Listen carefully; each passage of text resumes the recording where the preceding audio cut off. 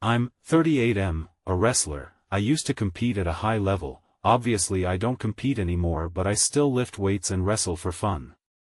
My wife, 36F, and I have 3 kids, 15F, 11M, 9F. I enrolled all our kids in wrestling at the age of 7. The older 2 have been training and competing since then, and the youngest didn't like the sport, so she quit and now she is doing gymnastics. My wife has never wrestled, but she goes to the gym regularly and she has decent strength.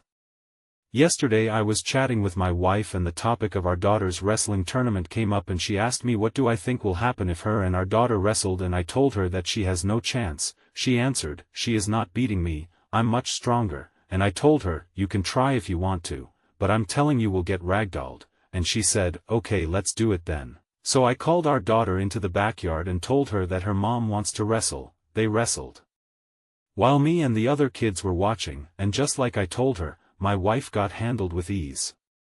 When they were done, it didn't last long. My wife laughed it off and acted fine, but as soon as it was only me and her she said to me, "So you knew how that wrestling match was going to go?" I answered yes, and she said, "And you still let it happen?" I got embarrassed by my own child in front of my other children, and now they are not going to look at me the same way.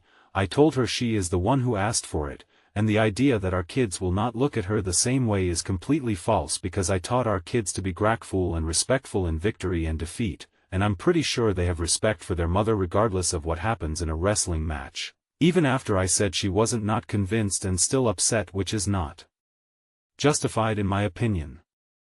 Am I the asshole?